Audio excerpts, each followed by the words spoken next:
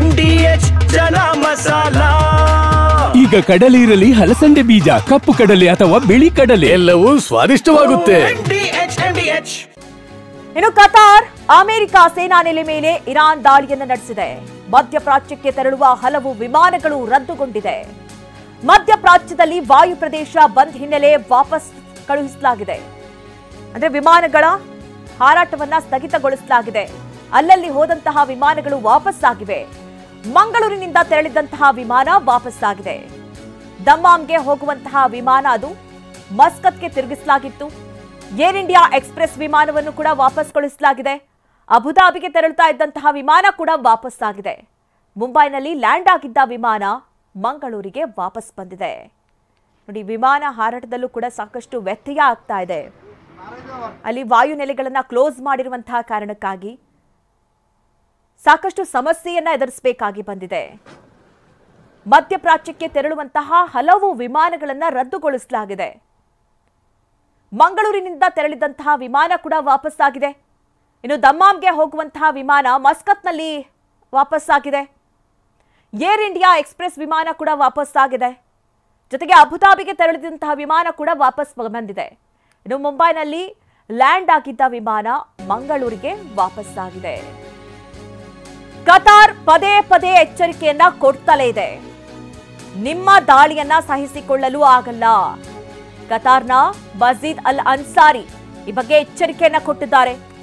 Ansari Qatar ವಿದೇಶಾಂಗ ಸಚಿವಾಲಯದ ವಕ್ತಾರರು.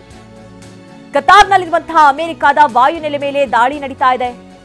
ಇರಾನ್ ದಾಳಿ ಬೆನ್ನಲ್ಲೇ ಕತಾರ್ ಕೆಂಡಾಮಂಡಲವಾಗಿದ್ದು ಎಚ್ಚರಿಕೆಯನ್ನ ಕೊಡ್ತಾ ಇದೆ.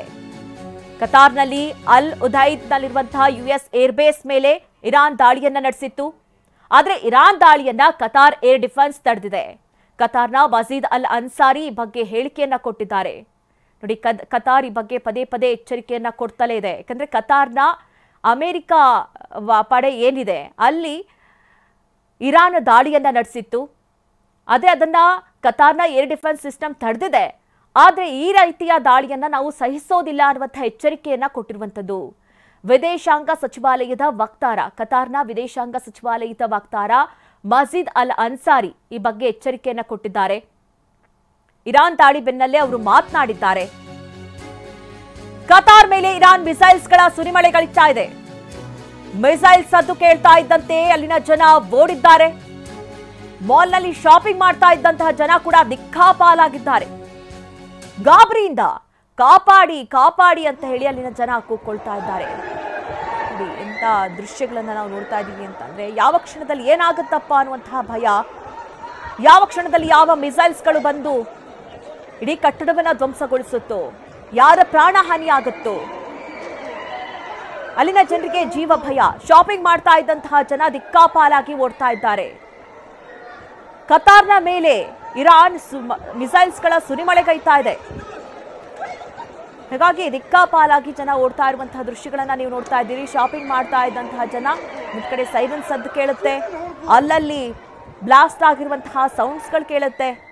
ಹೀಗಾಗಿ ಅಲ್ಲಿನ ಜನ ಜೀವ ಭಯದಲ್ಲಿ ಓಡ್ತಾ ಇರುವಂತಹ ದೃಶ್ಯ. ಯಾಕೆ ಈಗ ಬಂತ ಸ್ವಾದ? ಖಂಡಿತ ಈಗ ಬಂತು ಅಸಲಿ ಸ್ವಾದ. MDH chunky chaat masala life ಅಲ್ಲಿ ಅಸಲಿ ಸ್ವಾದ ತರುತ್ತೆ. ಅಸಲಿ ಮಸಾಲ, ಎಸ್ ಎಸ್ MDH.